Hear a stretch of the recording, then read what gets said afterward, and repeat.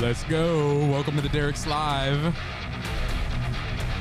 Hope you guys are doing all right tonight or today or whatever time you're listening to this thing at. I'm going to be your host, Sean. I'm here with my beautiful wife, Emily, tonight.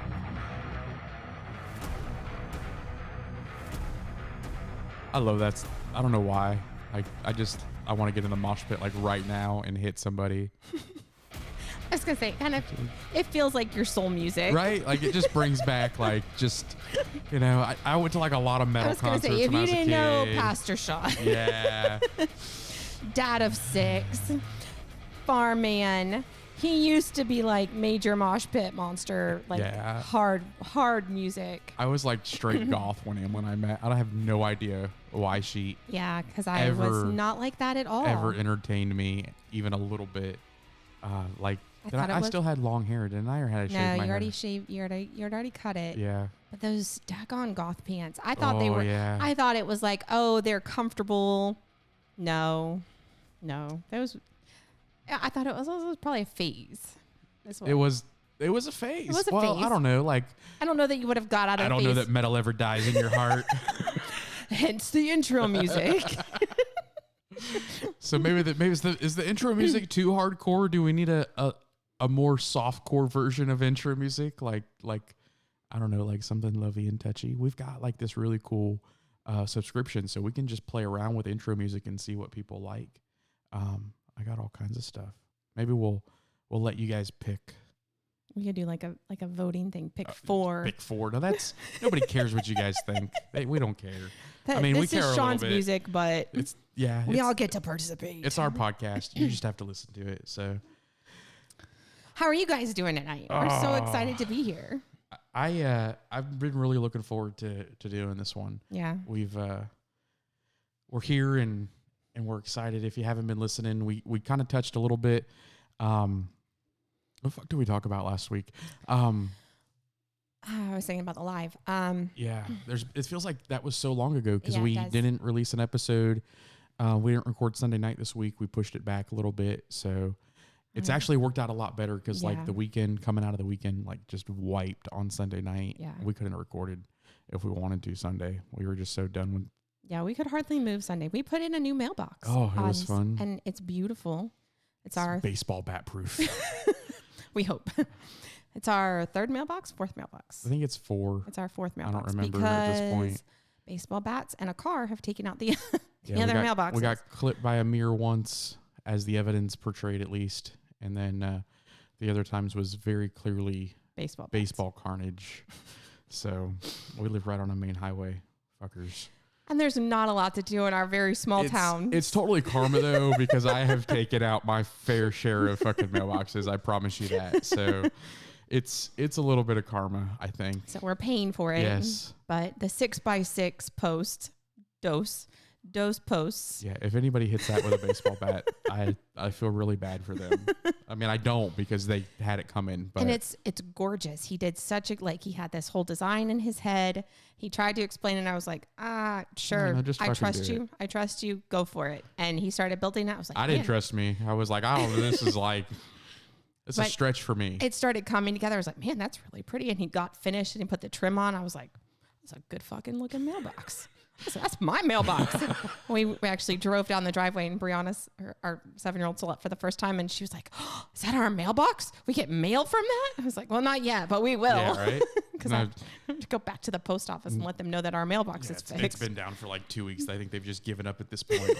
We've gone in to get it twice and they're just like, fuck it, they'll keep coming. So they don't even try to deliver mail anymore. No. And they didn't try that hard to begin with. Anytime we had any package that didn't fit in the mailbox, they're like, just come get it. Yeah. We're not getting out of the truck. No. We'll throw it maybe over the gate or in the box. We've got a big package box by the gate and they miss that too. It's pretty ridiculous. So, So Emily, we've been talking about just kind of moving forward and kind of taking ownership of our shit. And so we talked a little bit about not sucking last week and deciding not to fucking suck anymore and just kind of those aha moments that we each had. And with that really came this moment for both of us that we realized we had to do some intentional things in our life, right? And really look at family from a different perspective. Yeah. And so tonight, what we're talking about are just some non-negotiables that we've decided that we're going to live by for us and our children, Yep. right? And so we were really excited about diving into these things with you and sharing them. We really hope that they add some value and some perspective, and we're really curious to see what your perspective is and what your comments are. Thank you for everybody that's been listening. It's been awesome. Love getting like the hoorah text during the week, or hey, I really love this and it's really impacted me. It's cool and been really awesome to see the impact that this little tiny thing has had so far. And hearing other people giving their friends advice that they've heard from our podcast has been kind of surreal. It's been really fucking cool. So just thank you. Yeah. Like from the bottom Can't of our say it hearts, enough. like we know that this is a little thing, but we really want to pull you along on this journey. Like we have seen in just a short amount of time the impact that it's making on us and our children. And we don't want to go this road alone. We want to pull you along with us. Let's get it. Yeah. And so I think tonight, like what we really want to start diving into, and we're going to touch on a non-negotiable each week over the next 7 weeks. We have 7 that we've really just identified in our life that are just fucking, we're not going to falter from these things. Yep. We repeat them almost daily to our children in some form or the other. We're constantly reminding each other of them as we waver. Because look, these things are hard, right? You have to be intentional about getting better. It doesn't just happen on accident. It's something that's very purposeful, and you got to fucking own that shit. Yep. And so that's the first one. We really talked about like, hey, what order do we want to do these in? And we agreed that like there's a first and a last. Those are important. Yeah. The rest are filler. They're all equal. They're they're all important, right? But it doesn't really matter what order they go in, but you have to get this one first. You have to get this one first. And it's got to be the foundation of everything else that we talk about. Because they really all come back to owning it, right? And so I think we live, Emily, in a point in time that people just don't own their outcomes anymore. When we talked about too many people want to live like a private jet life with a minimum wage or even a welfare work ethic, right? And so we see all this shit on fucking Instagram and TikTok, and we complain about not having and not being equal or not having the same opportunity, and that it should just be given to us, you know? And so we live in like this microwave society where nobody has like the time, the effort. Yeah. We just expect to be served these things on a fucking platter. Yep. And so I think you have to come to like this moment in the mirror, right? Where you realize that the only person that's in control of what happens in your life is the person looking back at you, right? It's you. And if you don't own that and you don't succumb to that, then you're never, ever going to have what you want. And like we see it, we call it the millennial generation, and it really is. It's this microwave generation that everything should just be there. Yeah. You should pay my student loans. If I have debt, it should just get washed away. It was somebody else's fault that I got into all this debt. Or it was my parents' fault that they made me go to that college, and I didn't finish that degree. Or it was the college's fault that like I have this degree and then it's not worth as much as I should be. Well, even in businesses, you see business owners that talk about, some of the shit that they put up with, and they don't have this and they don't have that, and they take money and do things with it. It doesn't matter which side of the aisle you're on. It's always somebody else's fucking fault, right? All you got to do is turn the TV on, and you'll see. Conservatives hate liberals, and if you're a liberal, it's the conservatives' fault. It's if you're old, it's the younger generation, and if you're young, it's the older generation. And so I think that eventually you have to come to this point in time where no matter what's happened in your life, no matter what hand you were dealt, or how far behind or which disadvantage you had, that you have to accept that the only thing that can fucking change that is you. Yeah. Right? And it doesn't matter what your disadvantage was, right? The reality is some of us have disadvantages in life, right? We're not all equally yoked in that fucking department, right? Not everybody's born with a trust fund. Most of us aren't. Most of us aren't, right? And, you know, not everybody's brought up in a whole home with two loving parents that have successful careers. That's just not the... No, and if you're our age, you were probably one of the very first generations that grew up with both parents working, like full time. Yeah. And so you were probably raised by one parent at night for the most part, and daycare and after school and Nickelodeon. Like, those were the babysitters. Yeah. And so the reality is that the only person that can control tomorrow is you, right? And until you are comfortable with that, until you say, hey, you know what? Like, maybe you are a piece of shit. Maybe you like sitting on the couch and you don't want to own it. That's okay. You know, the world needs those people, right? Yeah. Like, there are people that function in lower levels of society that make the world go round. And that sometimes we don't want to say that out loud, right? We want everybody to get off of the couch though, right? But we're not going to, no one's making you do that. We can't make you do this. We can't pull you along, but this is a decision that you can make. And we're going to give you the advice and the information that we've gleaned to help you make those steps if you want to. And so that's just that we're going to break down some steps here, but that's the biggest thing overall is you have to be uncomfortable with who you are, right?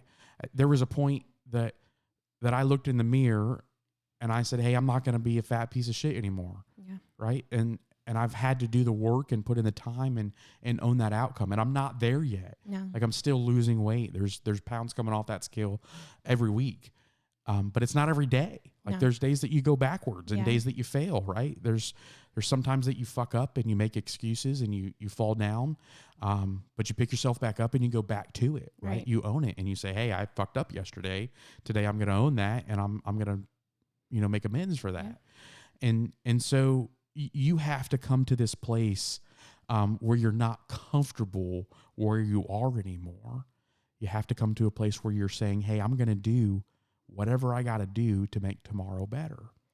And that's not just in your own life, it's in your family's life too. Yeah. And I think we talked about this a little bit earlier, Emily. We didn't really come from wholesome households. Yeah. Right? I think our parents did the best that they could with the knowledge that they had and the upbringing that they had. But the reality is that our parents didn't have the access to the knowledge that we have today. They didn't have access to, you know, Google and the world TikTok at our fingertips. and YouTube and just being able to dig in and figure out what other people are doing that worked. They could find it, but they had to work a lot fucking harder to get it, right? And so in today's world, there's no excuse to be mediocre at anything, especially parenting, right? Yeah. And so I think we both had to come to a place in our marriage and our life where we decided that we were going to be intentional about raising our children. Yeah. That we were going to be intentional about the choices we made in their life and the things that we poured into them so that they were better off than we were when they were being pushed into the world. So, and a lot of those decisions, you know, we've changed a lot, but one of those big decisions that like probably encompasses a lot of this is the decision to homeschool. And we know that that's not an option for everybody. Yeah. But for us, as we saw the pieces, as we saw the brokenness in the school, as we saw the danger, as we saw the decisions that were made constantly affecting our children, it was a decision that we made as a couple, as their parents, that we were going to have the main impact on their lives through this. And we are going to put together the work and form their education on a solid foundation and really build them up from the ground. And it wasn't easy. We kind of dove in without any. Made the decision, and a week later it was happening. Yeah. You know? I mean, we pulled them both out within a week, and we've kind of just hit the ground running, and we're learning as we go. We don't have all the answers. For sure. And I think though that brings us to our first point is that, what you plant is what you're going to get to harvest. Yeah. Right. sometimes you don't always get to harvest what you plant. Like sometimes when you spend the time and putting that seed in the ground, and you know, that sounds kind of churchy, but we're homesteaders too. And so the garden is a very visual in our life because we're not great at this. We haven't figured out the garden aspect. No, we're still fucking up the garden. But you have to be intentional about it, right? And so what you take the effort to pour into is what you're going to get to harvest and what you're going to get to enjoy, right? And so one of the things that we just realized is that we weren't going to allow, we weren't, first of all, we weren't happy with the product we were getting when we expected someone else to raise our children, right? And so and it started in like the education aspect, like our 7-year-old, when she started kindergarten, it was rough. It was really emotional. She struggled. She didn't want to go. And that was hard because she had all these high expectations of what it was going to be like. Kindergarten was going to be this fun thing. We're going to get to color and go on the playground, and I'm going to learn how to read and write my name. And a weekend, it was not great. And don't want to go anymore. A month in, it was, I mean, literally pulling her out the door in tears. Yeah. And you know, I can't read. I can't do There this. wasn't the progress that we expected. And so we came to a place that we said, hey, listen, this isn't working. It's our job to make sure it works. Right. And so we decided, hey, listen, we're going to pull her out of school. You're going to quit your job. You know, that was what we decided. And so within a week and a half, 2 weeks, it was done. And you were home full time with the kids, and it's worked. It was a scary, or I don't know. I mean, I make a comfortable living, but it was impactful to our finances. I would say that you were still in the early to middle stages of that. Like you definitely aren't where you are now. Sure. And making that decision put more pressure on you and on me because like you said, okay, we can do this. We can afford to do this, but it's going to mean you're going to need to, I'm going to need to be at home, and I'm going to need to cook a little more. We're not going to be able to eat out as much. We're going to have to watch our budget. We're going to have to own the finances so we can make this work. And then for you, you had to put in the extra effort to work, and it meant a little bit more hours and making sure that you were doing what you needed to do on the work side of it so that we could continue to make the progress that we were making at home in all of those things. And so it was a decision on both of our parts to put more work in. For sure. Like it was so much easier to go to, go to work. She works way harder than I do. I don't know about, like, you hear about all these guys talking junk about stay-at-home moms, but I wouldn't trade spots with her. If you paid me for $400,000 a year, I wouldn't do what she does. But I think, you know, that was birthed out of identifying that we needed to control the destiny of what happened there, and saying, hey, I'm going to put in and pour the seed and tend to it so that we can control our kids' legacy and what they're able to pour out of that. And so even in your own personal life, it doesn't necessarily just have to apply to your kids, but in your own personal life, you have to look at why you're where you're at. If you're not happy with the result, change, do something about it, take ownership of it, take it out of whoever's hands you've placed it in, and fucking run with it. Go do something with it. You know, you can't be unhappy about your career if you're not doing anything to change yourself and educating yourself or adding value to yourself. Well, and I think without really even noticing it, we actually started there. We looked at us first. And we were making changes with us first. And then financially, we're making those changes. And then with our jobs, we're making those changes. And with our education, we were making those changes by reading and exploring more. And then with our marriage, we were making those changes. We started at the top. We didn't start at the bottom. We started with us and you as the head, and then our relationship as the next step in that. And the natural progression of that was like, as we were starting to take responsibility and own who we were, the only next step that made sense was to see the impact that it had on our kids. Yeah. Well, and it's been really cool to see how we've kind of instilled the value of owning things in their life and watching them live that in their own life. Yep. And so, you know, we do this thing with the kids they're really easy to say, "Well, I can't," or Yeah. I'm not able to," or I don't know not how. I'm not good enough. Or I'm not smart enough, or that's too hard. And so we've worked really hard on teaching them to change that perspective and owning their outcome in that. And so part of that is like is the verbal aspect of Yep. beating the shit out of yourself sometimes, right? And so it's teaching them that like, hey, you can do hard things. You just have to keep trying. Yeah. Don't and, quit. And not to quit. Keep pushing through. And that's a whole non-negotiable in itself. You'll get a little taste of that later on. But teaching them, hey, I can do hard things. Yeah.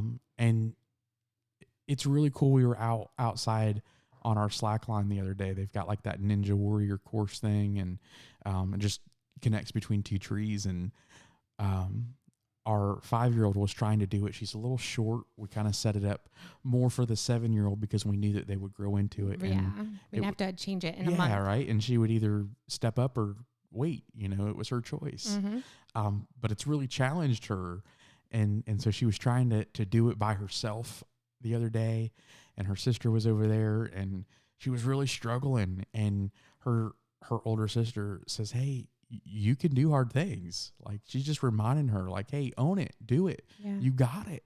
And cheered her on the whole it was way really across. cool. And Dad and I just sat back. We were over sitting in the lawn chairs with Just the baby, fucking just smiling. I mean, like you can't make this crap up. This is awesome. We're literally watching them change their legacy one small sentence at a time, and who they are, and they're doing hard things every single day, and they're finding harder things to do to challenge themselves. Yeah, and they own it every fucking day. Yeah. Like there's every day they're always saying like, "Hey, I got it. I'm gonna do it. No, I'm gonna try again." Yeah. It's really cool when you pour those values in and you remind them of that, how they just grasp a hold of it, and it changes their trajectory. I mean, can you just imagine that kid on a sports team at 15, 16 years old, and how they're going to impact the lives of their friends that play with them? And it really creates this cool umbrella of legacy in your life that you're able to impact not only your children, but the people that they come in contact with. Yeah. I mean, butterfly effect, these tiny little ripples every step of the way. And so every decision that Dad makes that affects every decision that Mom makes, that affects every decision that all the kids make. And I didn't even tell you this. So we started back at ballet. And our 5-year-old is doing her ballet class. And one of the little girls came in and she was scared, and she whispered in her ear, "We can do this. You and me, we can do hard things together." And she was encouraging her friend to go to ballet class. And it was just this cool moment. Like and I didn't say anything. Like I was just sitting back with the baby and I was watching, and she saw that her friend was upset. Her friend was in tears. And her friend's mom said the same thing, like, "Hey, yeah, you can do hard things." And she was telling the same thing to her daughter. And it's like, it's these small little things, like, this is the impact. This is the legacy. This is going to make a difference. This is making a difference. It's not gonna, it is. And, it's a small thing, but these statements are I am statements. It's not I'm gonna be or I will. It's I am. And so when we say those things, and we say them every day, at least several times a day, but we always end our day with the I am statements too. What are those statements, Em? So it always starts with, I can do hard things. I am kind. I am brave. I am healthy. I am strong. I am beautiful. I am kind, and I can do hard things. And so we start and we finish with, I can do hard things, and I am kind. So, and those are important. Like, I think part of this is like your frame of mind and how you think, and we're going to get to that later in the episode.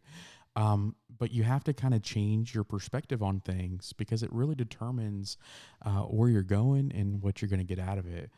But going just to step back a little bit from that, Emily, I think it's important that if you aren't making steps to change, nothing's going to happen, right? It takes action. It takes action, and that means doing the fucking work, Yep. right?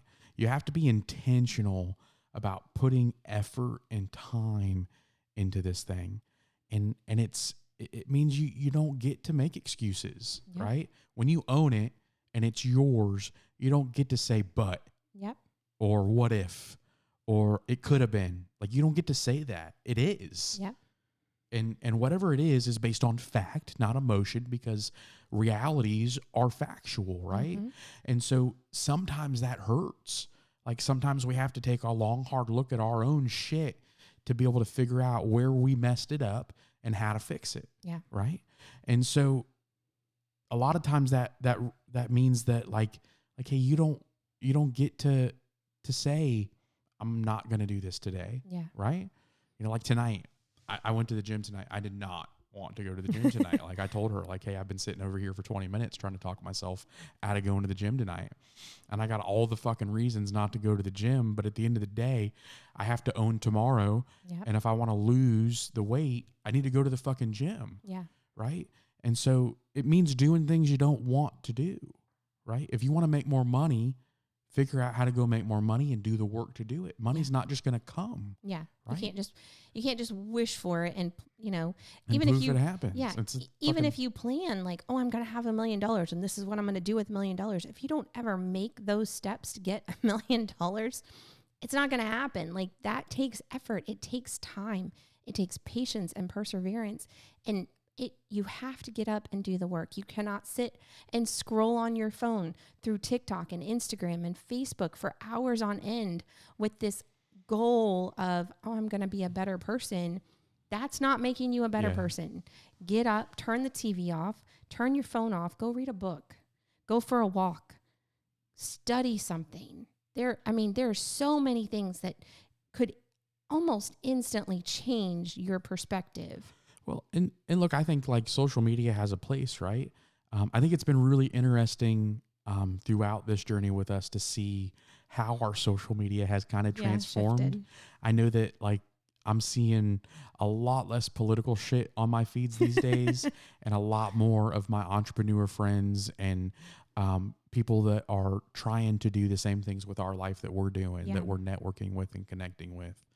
And so like there's some value in some of those things, but I think it's important to understand that that's not like, you've got to get out beyond that, right? You've got to get out from behind a screen and actually function and do things and move towards this goal and actually start figuring out, hey, which way am I going? How am I getting there? And what's the next step in the process for me? And so, you know, doing the fucking work means getting up every day and being intentional with your day, figuring out how you need to lay things out and what you need to do and when you need to do it and what progress looks like for you. It's going to look different for everybody. Exactly. You know, you might want to be the best fucking stay-at-home mom you can be. You might want to go be an awesome sales guy. Those are two different things, right? That require a very different set of expectations. Absolutely. And so, you know, I've kind of been watching some of my friends that are on this same journey.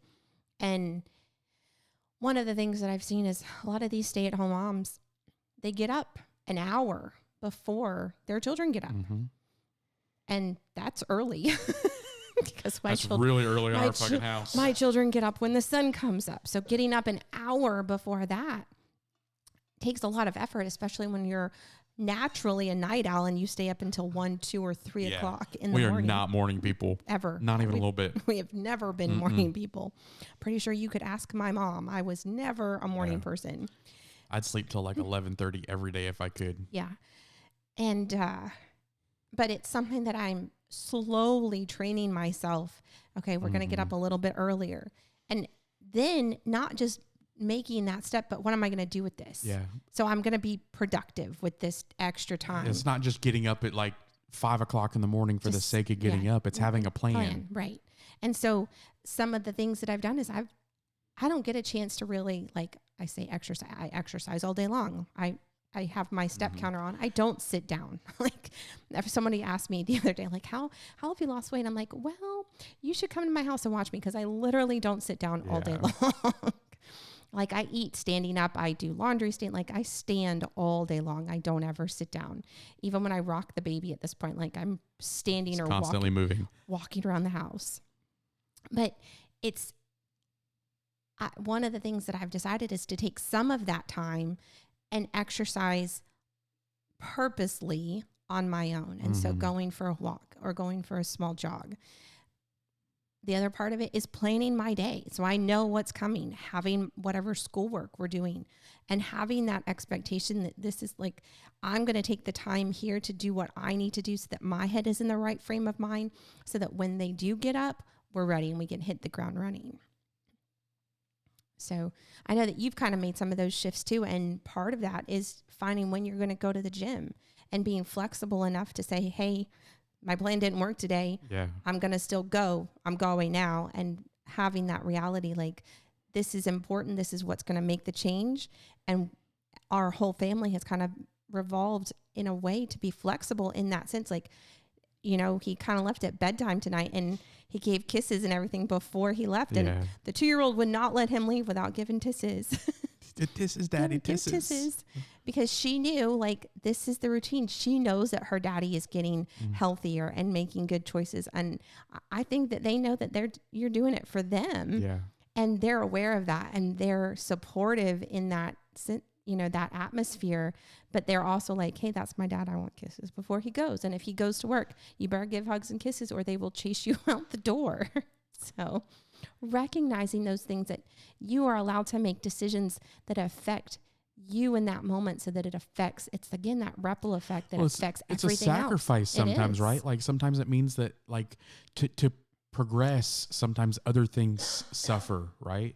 And sometimes there's two things that happen, right? There's some things that you're going to have to make a decision on, whether they get to stay or they have to go, right? There's some things, like there's some dead weight you're going to have to cut out along the way. It's like losing weight. Like, I have to make a decision that, no, I'm not going to have fucking ice cream anymore. Yeah. You know, maybe once or twice a month with the kids as a treat, but it's not going to the refrigerator every night and getting a drumstick or ice cream sandwich, you know. It's making the decision not to buy those things and bring them in the house so that can happen. It's choosing to make good choices every day. Yeah. And so, like, there's going to be some sacrifice involved in your progression, right? Like, other people are not where you want to be because they're not willing to make the sacrifice, right? Yeah. And so when you're saying, hey, listen, I want to be better, there's some things you're going to have to fucking give up to be better, right? And that's going to look different for everybody, you know, depending on what your thing is and where you're trying to go. But you need to identify those things that are kind of holding you back and tying you down as you're doing the work, because there's some things that, you know, it's like a boat, right? If you're fucking trying to race a speedboat and your anchor's dropped, you're not getting to the finish line first, right? You're carrying some dead weight that's dragging you down. But eventually you're going to have to cut that fucking anchor loose so that you can run your race. And it's not an easy decision. Like, some of the things that you're going to cut off are going to hurt. It might be the people that you're hanging out with. It might be where you're spending your time. And you might be really comfortable with those things. It might be a happy place for you, or at least a very comfortable place, because that's where you've always been. But when you start to break those things off, you'll realize how much freer and lighter and faster you can move. Well, it's kind of like tending your garden. Yeah. Right. And so, like, there's weeds, right? And weeds grow, and we have to be intentional about pulling the weeds out, right? Yep. Because what happens when you don't pull the weeds out? They overtake your plants. They overtake your plants. And everything else. They draw bugs, and everything else gets to reap your harvest, and you don't get to enjoy it because there's all this extra shit that doesn't belong there. So, and I mean, that speaks volume. If you're going to do the work to plant the seed, you have to follow through. Stay there until it's finished, till you can reap the harvest. You can't give up when you see sprouts. You can't give up when you see your first small tomato. You have to keep going. You have to keep pushing. Well, and what really happens, right, is emotion starts to come into play. Yeah. And anytime you decide to do something drastic and make a drastic change, Ryan Stewman likes to call it the force of average, right? Yep. Doesn't it just seem like every time you really try to do something, like all the suck in the fucking world attacks you, right? Christians like to say, oh, the devil's attacking me, right? And I think that there's something to that. But I think a lot of times it's just ourself and our fucking insecurities and all the bullshit that comes with that. And so I think that mastering your emotions while you're doing the work will really help you elevate to the next level. And I think like when we really start to do things in our life and we start to decide, or we make that decision like, hey, I'm going to do this, we have to deal with a lot of insecurity in that moment, right? Yeah. It's like our podcast, right? When we started talking about this, and we've talked a little bit about this, but you almost like you doubt yourself. No one's going to listen. What am I going to say about this? I don't feel like I'm qualified. But then you start doing it, and you know, you get fucking phone calls from your friends that say, hey, that changed my life. Yeah. But if you didn't fight through those insecurities initially, if we didn't say, hey, fuck it, we're doing it, even if nobody listens, even if nobody gets anything from it. You know, when you own that and you say, hey, you know what? Fuck you. I'm going to do it for me. I'm not doing it for you. But through that, you kind of start to become a critic of yourself. Yeah. Right.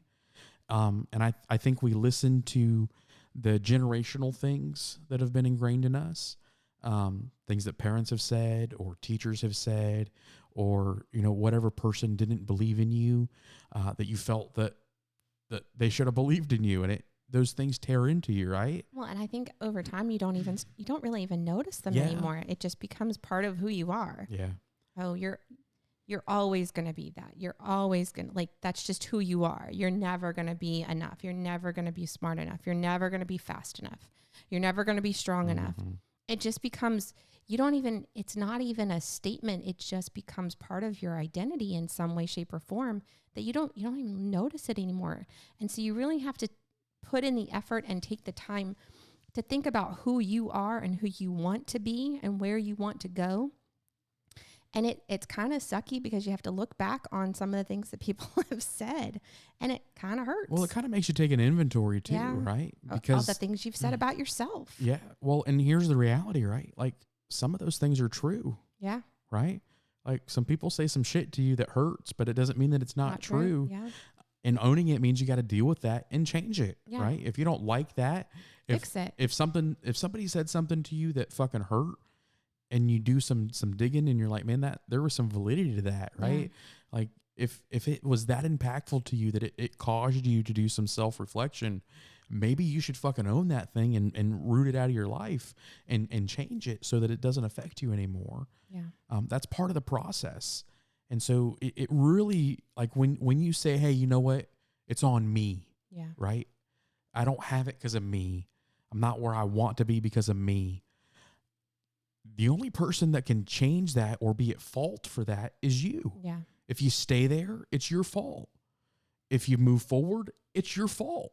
If you get where you want to be, it's because you were fucking intentional about putting some time and some effort and some energy into changing those fucking things so that you could get where you want to be. And that's your fault. That's a good for you. Yeah, I mean, that's a right? good fault. That's a good fault. Yeah. But you're going to get out of this what you put into it. Right. And until you're willing to sit back and say, hey, you know what? At the end of the day, I'm going to fucking own this reality. And whatever happens tomorrow is a result of what I put into this shit today. Yeah. Then nothing's going to happen. You've got to do that for some progress to start happening. But when you do that, the moment you do that, all of the insecurity floods in after that. Mm-hmm. And you're going to have to really guard your heart and protect yourself and really fucking say, no, fuck you. I can. Yeah. I'm gonna.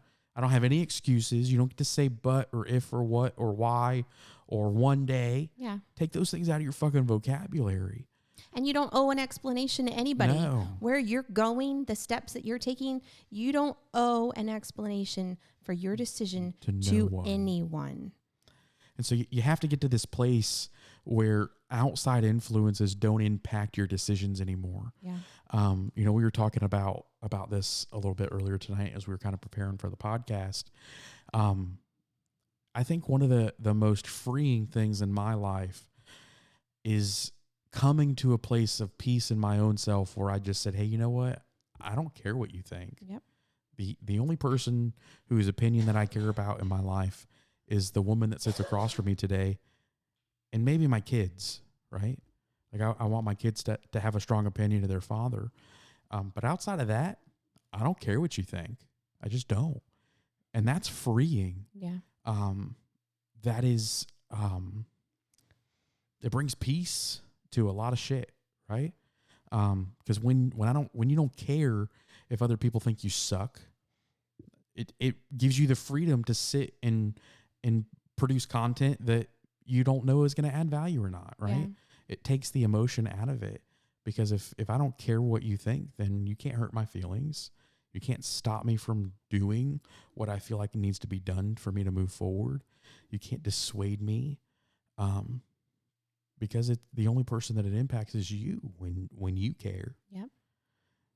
So, and we personally have found value and life-changing, like, perspective in these things, these non-negotiables that have really shaped our lives in these last couple of years. These we haven't just pulled out. Like, we've done research, we've read a ton of books, we've seen a lot of speakers. We're still digging, and these are the values, these are the non-negotiables in our lives that really have shaped how we're moving forward. And so we're not just throwing this out there on a whim. This is the stuff that has changed us. Yeah, I think like you have to be intentional. Yeah. Like, and that's, I think if that's the one thing that you get out of this episode, is that like you have to have intention and purpose behind this.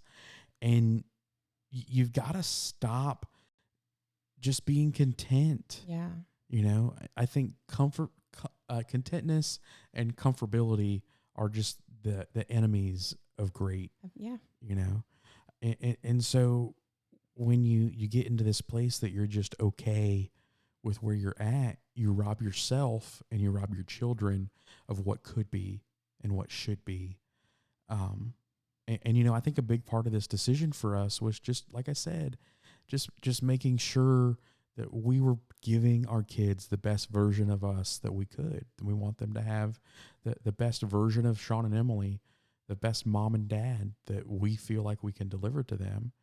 And maybe you feel like you got it all together. You know, I don't know. If you do, fucking call me, because I'd like to know what you're doing. Let us pick your brain. Let us pick your brain, because I still, like, even though we're being intentional about these things, like, we're adjusting, right? There's things that we change every day where we say, hey, that's not working. Let's fucking try this. Let's try something different. And it's not non-negotiables. Like, we've poured a lot into these non-negotiables, but like you're approaching and how you handle certain how things. How we're going to approach that non-negotiable. And like, for instance, with this own worst critic, with our oldest daughter that's still at home, she really struggled with who she was. Mm-hmm. She had this perception of herself that she wasn't smart, that she wasn't capable, that she wasn't. And bringing her home and pouring into her that she was, that she is all that and a bag of chips, that she is smart, that she is intelligent, that she's an artist. Owning her own emotions and not buying into the things that her teacher has said. Or she can control the decisions and her actions. Like, her working with her on that, like, you can control who you were. And again, I didn't tell you this story either. We went to we do a weekly field trip somewhere in the state, and we're trying to do a lot of the state parks this year. And we went to the Springs, and you know, we got in the car, and it was a good day. It was a good trip. It was a lot of fun. And there was a really small meltdown, not anything. Just a tiny one. No, honestly, comparably to the many other days that we've had that were not great, it was very small. And it was our oldest daughter. It was time to leave the water, and she didn't want to get out of the water. And I just said, hey, it's time to go. We're going to go for one more walk, and we're going to get a snack before we leave. And she kind of stomped her feet. She took a breath. She huffed. She rolled her eyes, and she got out of the water. And that was it. That was all that it was. Yeah, but 6 months ago, you wouldn't have got her out of the water. They would have been like, someone would have been going in to get her. Yeah. And it would have been screaming and kicking and a whole scene. And we got in the car, and I said, thank you. I said, thank you to each of them. Like, you guys did so good today. I had so much fun with you today. And our oldest from the back kind of piped up. She's like, yeah, but I had one one moment, I said, you did. Fucking owned it. But you did such a good job. Like, think about how you still listened. It was hard. But it could have been, oh yeah, I was awesome. But she recognized, hey, I have room to improve. Well, I think sometimes we forget that, right? Like taking stock of the accomplishments, but not getting lost in the oh, look at me moment. Yeah. But still taking inventory of where we can improve. And so don't get comfortable. That's part of it. Like she said, hey, like, look, yeah, that was awesome, but I can still do this. Like I've got room to get better. Yeah. But that's fucking awesome. Right. And so, and she's 7. If a 7-year-old can figure this out, you can figure this out. Like this really is the stuff that makes legacies. This is the stuff that changes generations. Look back on your family tree. How were your parents? How were your your grandparents and your great-grandparents? Is that a legacy that you want to continue? If it's not, you have the ability to change it. If it is, you got to figure out what they did right, and man, you got to push hard with that. And make it better. Don't be comfortable with what is. Make it more. Imagine what could be if you were just intentional about this shit, you know? So it really, there's so much that just moves mountains with these little tiny steps. And it's so encouraging to watch each other go through this journey. But man, to watch it's a whole nother level to watch the kids get it. To watch it through our kids' eyes I know, like we're doing like fist pumps and high fiving each other all the time because it's like, yes, like we're doing something right, you know. This. You know, it's really cool. We talked about doing the work earlier and we missed this. We were talking about that, but like just not having that handout mentality with your kids. Like when they say, hey, I want, or, oh, can we get that, Daddy? The answer is yeah, absolutely. How do we do that? Like, what do we need to do to make that happen? You know, in our house, there's no fucking free ride around here. Yeah, like there's no allowances. We all have expectations. Everybody pitches in. Even the 2-year-old helps load the dishwasher sometimes, you know. I mean, everybody has some aspect that they're functioning in. And so those are things that are just part of living in a household. We don't reward or you know, we spoil the shit out of our kids. Please don't hear that we don't ever do anything nice for them. But when they are purposeful to say, hey, I really want that, outside of birthdays and Christmas, we figure out like, hey, that's cool. Let's figure out what it's going to take to earn that. How much is it? And we make them figure out, you know, what it's going to cost. And then we figure out some jobs around the house or around the yard or something like that for them to help pitch in with it. It's not like stupid intensive. No, but it's above and beyond what they're already doing. Yeah. So they already help with it. They do their own laundry. I help them start the washer and start the dryer, but they bring their laundry in when it needs to get done, and they help fold it and put it away. You know, and so it's being intentional about them understanding that, hey, work equals reward, right? Like if I put some effort into shit, I'm going to get shit, you know? And so once they grasp that and understand that, hey, if I want something, I can have anything I want. Yeah. If I just do the work it takes to get it, it changes your life.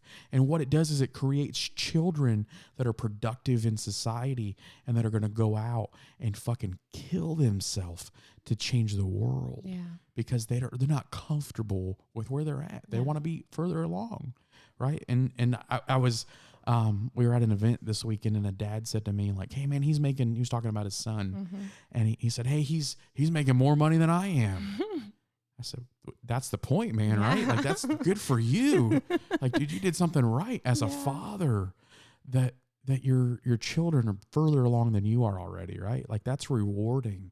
And so I hope that one day my kids get to say, hey, Dad, look at me. Yeah. And I get to say, yeah, that's so cool. You know, I can't wait for those moments. So you got to own it. And you got to stop finding shit to complain about. You know, I think that's part of mastering your emotions and really pushing yourself to the next level is changing your perspective on what you're looking at and how you feel about things. I know that in my life, I've had the tendency to kind of look at life from a perspective of like, hey, glass is half empty, right? And trying to find things and fault in things. And I had to be pretty intentional and continue to be intentional about living from a place of gratitude, and trying to find the upside to things, right? Well, and I can tell you that when you're looking for something to complain about, Yeah. you will always find it. Always. There is always. There's always something to complain about, Yes. right? But the opposite holds true as well. When you're looking Yeah. for something to be grateful for or thankful for, or something that has just surpassed your expectations, you will find that too. Well, and a big part of owning it is like being intentional about being grateful and having that perspective on things, because it's really easy to say, oh, I'm going to make the change, but then looking at all the negative shit about it and being like, no, I'm not doing this. Yeah. You get discouraged pretty quick. And so to keep yourself pushing forward and moving, you've got to look for those things in life that just push you to the next level and allow you to find the joy and the up perspective in things. But your perspective really determines your outcome, right? And so you've got to choose how you're going to look at those things in life. You have to choose your hard. Yeah. It's going to be hard going through it, or it's going to be hard because you're not doing anything. And the outcome is hard. Yeah. Because you sat and watched everybody else move forward and you sat and did nothing. It's hard either way, but you got to choose your hard. Yeah. So you got to own that shit. You know, you're not where you want to be because of you. You don't have what you want to have because you haven't worked for it. You haven't put the effort in. You haven't added enough value to yourself. I was kind of just doing some self-reflecting, and we read through some of Augmendino's stuff and some of Andy Stanley's stuff and some great authors. Preparing for this episode, just some people that have poured value into our life through their literature. And just one of the perspectives is just that the world doesn't remember people that don't add value to it, right? Everybody that is remembered in history have added value in some way, Yeah. right? Value is not always positive. Sometimes it's negative. Right? Sometimes you're adding negative equity to things. I want to be remembered for adding positive equity and for pouring into people to move them forward and push them forward. Yeah. And so we're choosing to own it and to say, hey, it stops with me. I'm going to be the one that changes shit. You get to be the one, right? I think that's one of the things that Ed Milet talks about, and some of his stuff is like, look, somewhere along the way, you look at every fucking like wealthy family, every dynasty, every major legacy in history. At some point in that story, there was someone who stepped up and said, hey, the negative cycle in my family ends with me. Yeah. Right? I'm not raising children in a fatherless household. I'm not raising children who are financially inept. I'm not raising children who aren't able to persevere and be ruthless and push forward and just be lions in their life. I want children who are going to roar and change the world, not children who are going to, just purr and crawl under a fucking table. I want kids who are going to make impacts, and we're going to choose to be intentional about those things, right? Every step of the way. And so when you look at those stories in history, there's always a person who said, hey, I'm changing the cycle. I'm going to determine the legacy from here on. And so I want our grandchildren's grandchildren's grandchildren to be able to look back at us and say, hey, Sean and Emily, great, great, great, great grandma and grandpa were the ones that allowed us to be where we're at today. Yeah. And so that's our heart, right? And it's not financial. No, it's not. It's not a money that's part thing. of it. It's part of it for us. But that's not. But it's not it. It's so much more than that. Yeah. Like it starts there. Finances is a part of that because you need certain amounts of money to do some of the things that we're going to do. But there's so like the integrity, the legacy that is brought about because of the changes that we made, because we said no more of this. We're not going to live in families that are abusive. We're not going to have families that are broken and hurt. We're going to live in a family that is whole and healthy, and we're going to make those decisions. And every generation after us is going to respect that and move forward. You don't get to make excuses anymore. Yep. When you own it, there's no excuse. You don't get to say those things. You don't get to make the buts and the what ifs again. You got to fucking own the shit. And owning the shit means the only reason that it is because of you. And you're the only person that can change that shit. So go do the fucking work. Put the time in. Figure out what you need to do to point yourself in the right direction and fucking go that way. And don't stop. And fuck your excuses. Fuck your excuses. So guys, we hope you got some stuff out of that. Thank you for listening. We're going on right on that hour mark here. So we're going to try to wrap this up and just be respectful of your time. We're really excited about this series. Please make sure you're sharing this with your friends and family members. It really helps us. Leave a 5-star review for us on Apple or Spotify. That really helps us get pushed up in the algorithms, and the more reviews we get that are 5-star, the higher in rankings and stuff we get. Really helps us. So please make sure you're doing that for us.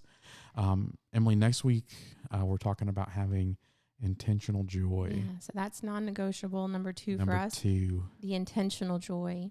So also we're going to continue with our giveaways. Oh yeah. So if you share this podcast on any of your socials, any of your social media platform, just you're gonna enter in for this week's giveaway for a book. We actually have a signed copy of Andy. We're doing the Andrew. signed Yeah, I think we're gonna do this. Andrew. Yeah. So this is the book, and it's a signed copy. Yeah. So give you a really cool book hack. Emily discovered thrift books. Is that what it's called? Yeah. And so you can buy secondhand books basically, but very good condition. And it's at a fraction of the cost of retail. So we buy a lot of our hard copies of books. We do a lot of audiobooks, but we like to mark up books and stuff when we're reading or listening and to have a point of reference there. So we order a bunch of books through Thrift Books, and we ordered some copies of Andy Andrews' Mastering the 7 Decisions. And we got 2 signed copies. 2 signed copies. Totally by accident. So we're keeping one. You can't have one of them. But we do have a signed copy this week. So make sure you hit that share button on the podcast episode. Share this episode in any of your social medias this week, and tag us in that post at the Derek's Live on your social media, and you'll get a book. Maybe. We'll see. So Micah got one this week. Yeah, I was going to say, we had a winner last week, Micah. Yeah. So his books will be in the mail tomorrow. Yeah, we're going to send Micah the full set of Crushing It and Crush It. So he's going to get both of those, right? Yeah. That we're doing. So thanks for sharing, Micah. We really appreciate it. But guys, thanks for tuning in. We hope that you got something from this, and just remember that Jesus fucking loves you, and fuck those excuses. You don't get to make them anymore. Own that shit. Have a great one.